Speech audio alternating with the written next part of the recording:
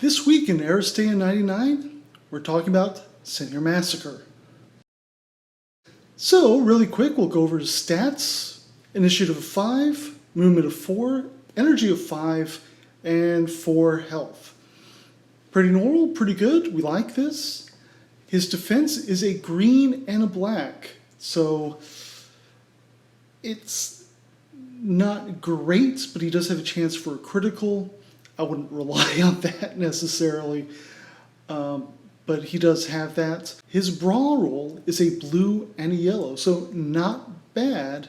The yellow does add an interesting wrinkle in that, yes, he's got an additional chance to get a block, but he's got more likely to get his switch, and that is important when you factor in how he's played.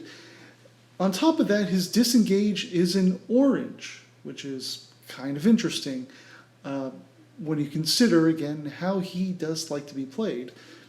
And when you get to his character switch, it's one bang, and you get to impose the taunted state to the target. This is kind of the crux of Senor Massacre right here. He likes taunted targets. In fact, he actually likes them more than Maximus does. There is a reason for this.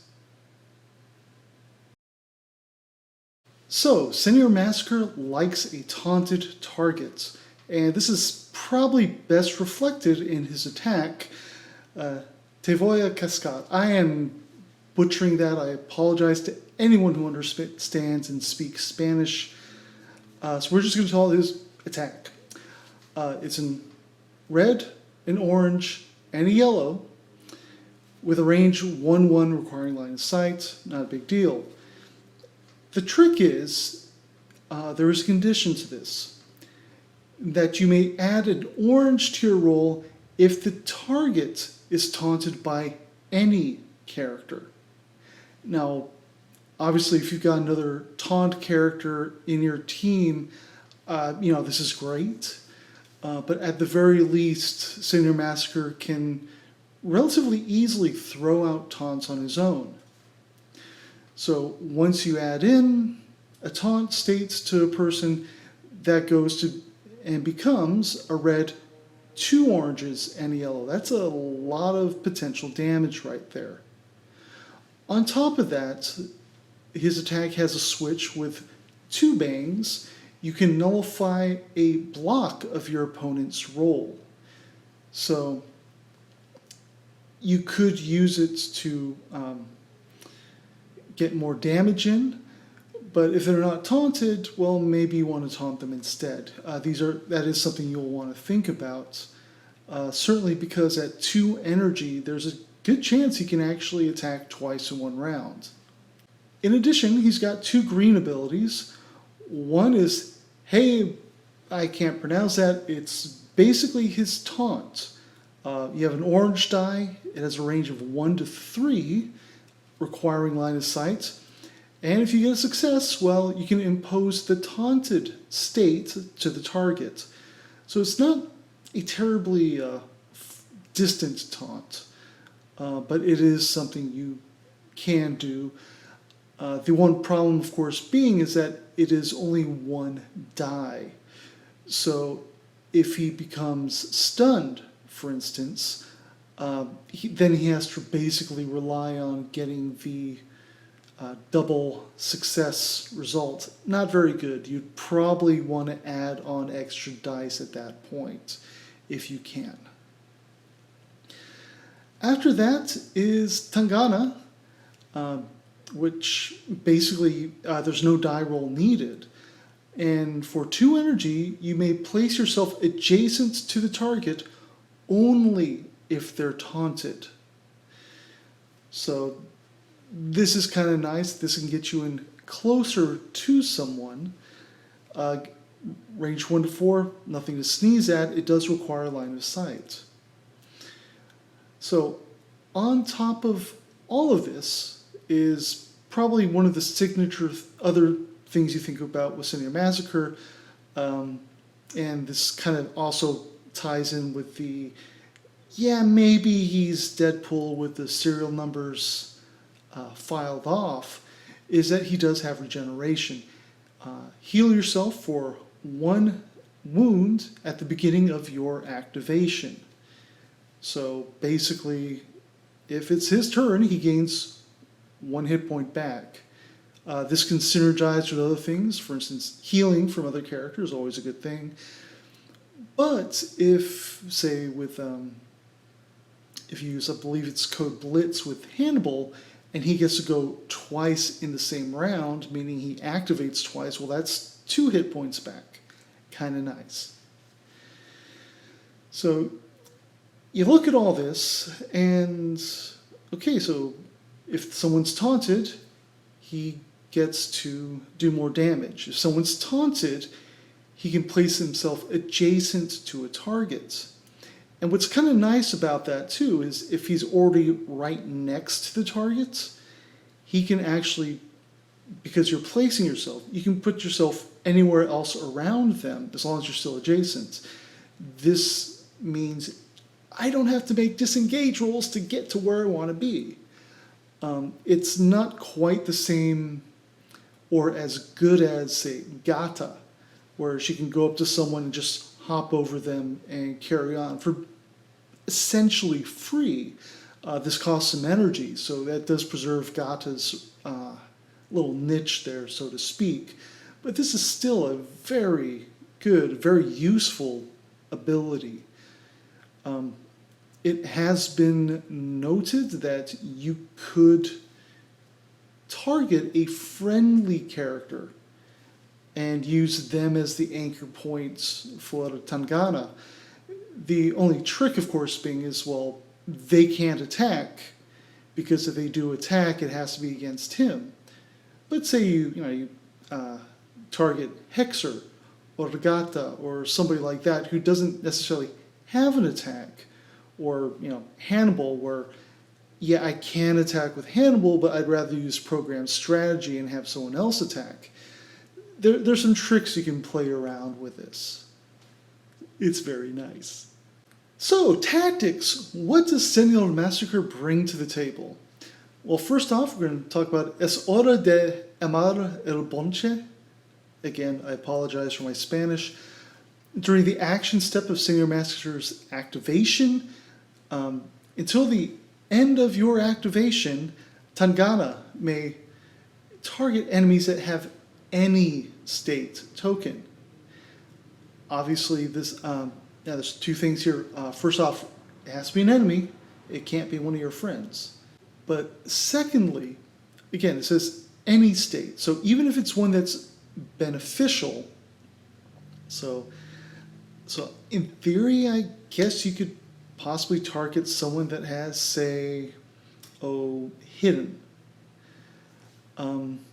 That's one of those things I'm not sure about, and that's the sort of thing that, well, they probably have it on AristeiaTheGame.com in their wiki.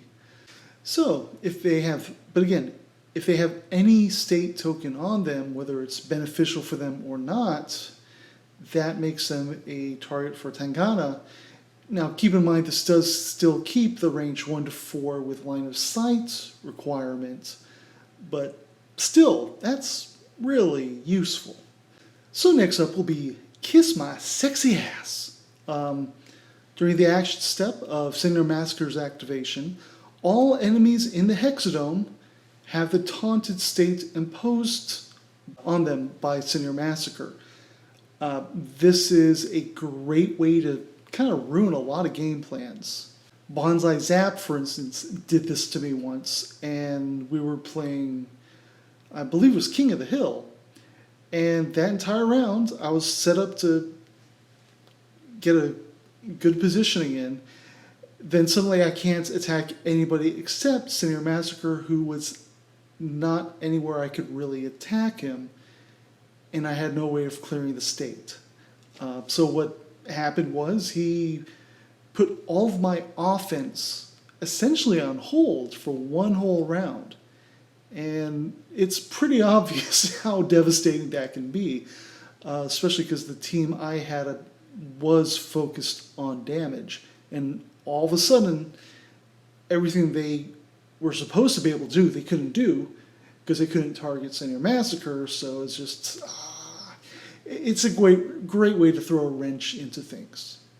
After that will be Epic Regeneration. The timing on this is fun. You need to keep track of this one. After Senor Massacre receives damage, but before sending him to the infirmary. So let's say you get Masashi, you do a great roll, 6 damage. So he takes all the damage, and normally you would go, okay, I'm going to the infirmary.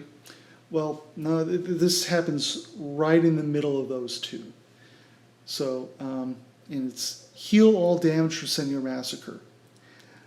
This is, honestly, it's a great card. It's a fantastic one that just kind of, it gives him another lease on life. The trick being, of course, is I might want to know that, speaking from experience, if you've got Senor Massacre, I'm not going to say this is a guaranteed card to have, but it might encourage me to counterpick on to characters that, or even a deck that lets me manipulate your tactics deck. So say Tau, and we're just going to say, nope, you're discard. I was playing TCOM this past week, and hey, guess what you're doing? You're taking that card and you're discarding cards, or I'm putting that card to the bottom of your deck. So you do want to be mindful of that, but additionally, because it is a tactics card, you've got no real way to guarantee it's going to be in your hand right when you need it. And you can increase your odds, again, TCOM, or if you want to use stick to the plan, for instance. But there is an opportunity cost there as well. Finally, it's Say It to My Face. During the action step of Senor Massacre's activation, target any taunted character within range 1 to 5 with line of sight. Place the target in any free space adjacent to you. So I played a game of Bonsai Zap recently, and he used this beautifully. We were playing Capture the Flag, and basically he taunted my character who had the flag, then used this card to take her right next to and behind him. So when it became my turn again, I had to make multiple disengage rolls to try and get back to the scoring zone. I did not make those disengage rolls, and that was really a clutch moment of the game. Ben's strategy came out great right then, and that's really a great use of this card right here, is you're keeping someone either away from where they need to be or just right next to you so you can hack them to little bits. And certainly when you combine this with, say, Epic Regeneration, you can take a high damage output character and put them in a position where they can't be the most effective, or you can take a support character and hack them up to little bits before they can really mess things up for you. There's a lot of different options right there. So this was a fantastic card when played with appropriate timing, and honestly, it totally won the game for Ben in that case. No, Say It to My Face, fantastic. And again, you kind of see this theme with Senor Massacre. Really, when it comes down to it, it's like he's just there to mess you up. He is not. While taunting is a debuff in and of itself, it sort of compounds with these other cards. So you're coming to me, or I can go anywhere else because of you. You look at all these abilities he has. And no, he is I would say he's very much a form of soft control with a nice bonus of being able to do some damage. He's he's a very good character.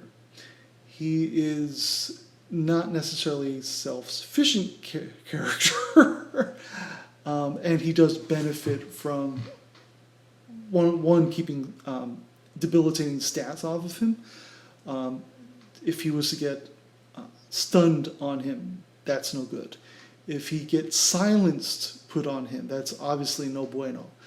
When you look at immobilize, maybe not such a big deal because of Tangana. He can't do the teleportation. If you were to say, look at negative energy, not bad, not great, but that's primarily because his attack is relatively low damage. If he's to get dazzled, that will inhibit his ability to make use of his taunt, and he can't target someone necessarily unless he's got a way to get line of sight on them. So if no line of sight, maybe during a defensive roll, perhaps, but not really something that's going to come up a whole lot necessarily. He is a great character. He contributes to the team through play, but not directly through his tactic cards. So you do want to be mindful of that. Everything he does is pretty much contingent on it being his activation. So when you're building a team and Senor Massacre is on it, you do want to keep that in mind. He doesn't have cards that he can bring and anyone can use it. So you may want to consider that with your other character choices. He's sort of like Legendary Bahadur in that way, in that they're a little more, they're strong solo characters, but you kind of do want to think about how you want to compose the team, because they're team players, but they're not what I would refer to as being all-star team players. They don't get to contribute the same way outside their turn as some of the other characters do. So that's Senor Massacre. Like, comment, subscribe. Next week we are actually going to be getting into Smoke and Mirrors, the second expansion from 2008 season. I'm really looking forward to this. There's some actually this is where we start getting some of the more interesting characters. I think a little more thinking needs to go into them, a little more premeditation needs to go into them. But because of that, I think they offer experienced players some really interesting options. And of course, you got basically Muter, who just wants to eat your face. Hey, they can't all be puzzles, right? So, see you guys next time, and that's it for Aristeia 99.